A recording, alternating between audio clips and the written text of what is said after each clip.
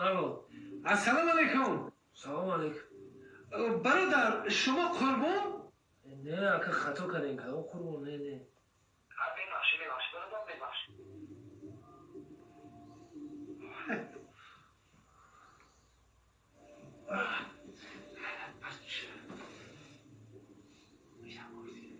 یه بار دیگه زنگ سلام کنی.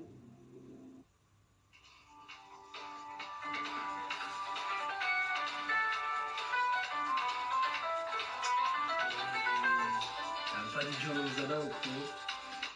سلام علیکم برادر. سلام علیکم. میگم شما قربانی برادر؟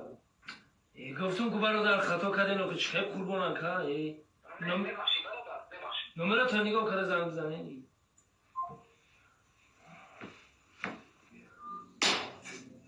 بیزارش کردی سو. یه بار دیگه زنگ بزن.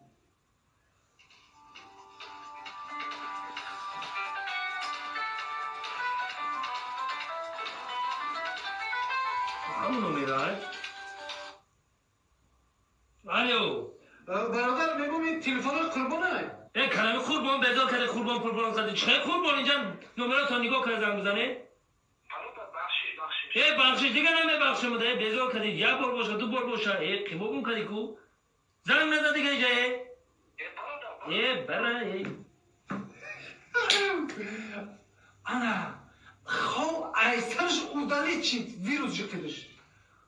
کسی بود نبود نکم کرشکی سر پرون لگده خوب و پرون انیس پیشاب بیزار کد کو ای خوب بیدارش کردیم انا که خودم خواب میرم به حضور. کسی باشو بیزارم کرده که ساعت چنده؟ ساعت 2 شب این آدم که خواب نداشته باشه ساعت 2 شب بیزارم کرده که حاجی به